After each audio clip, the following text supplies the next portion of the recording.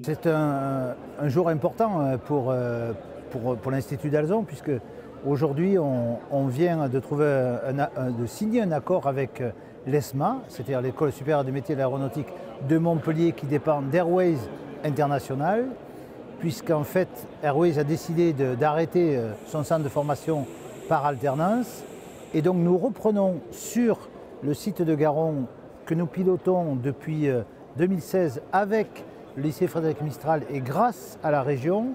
Donc nous pilotons aujourd'hui ce CFA. Ça veut dire que toute la formation qui avait lieu sur Montpellier est ramenée sur Nîmes-Garon, donc sur l'Institut d'Alzon, et nous allons donc accueillir à peu près 40 jeunes, dont les 3/4 sont des apprentis, ce qui veut dire qu'on est en contact avec grosso modo 30 entreprises.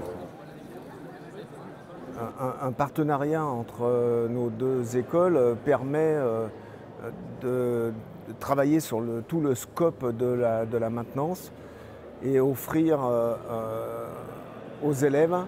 vraiment beaucoup de possibilités pour l'avenir et pour les besoins de l'aéronautique en France. C'est vrai que l'Institut Emmanuel d'Alzon est très qualifié et a vraiment tout ce qu'il faut pour pouvoir travailler dans ce sens-là. Ce que ça va apporter dans un premier temps,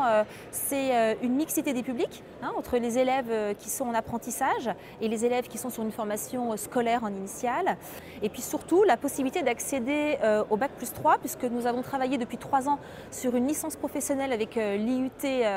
GMC donc de Nîmes, puisqu'une licence sur l'aéronautique composite a ouvert il y a 2 ans et que nos élèves, bien sûr, peuvent intégrer cette licence. Dans ce cadre-là, qui accueillait déjà 120 enfants, 60 en bac professionnel, 60 en BTS, eh bien aujourd'hui se rajoute la formation par alternance, c'est-à-dire une énorme ouverture aux entreprises et qui plus est, pour nous, Institut d'Alzon, une convention de partenariat avec Airways International qui est dans le monde entier, et donc une énorme ouverture pour nos étudiants, exemple l'Australie, exemple toute l'Europe. Voilà, je crois que c'est pas mal. Et ça permet à ces jeunes, et je finirai là-dessus, quand on voit que sur le BTS aujourd'hui, sur la première année de BTS, sur 30 élèves, on en a 3 qui viennent du Gard, 27 de l'extérieur, donc y compris France, métropole et Outre-mer, eh bien c'est une sacrée aventure qu'on a et qui va permettre à des jeunes d'être heureux dans leur vie, dans ce beau métier de l'aéronautique.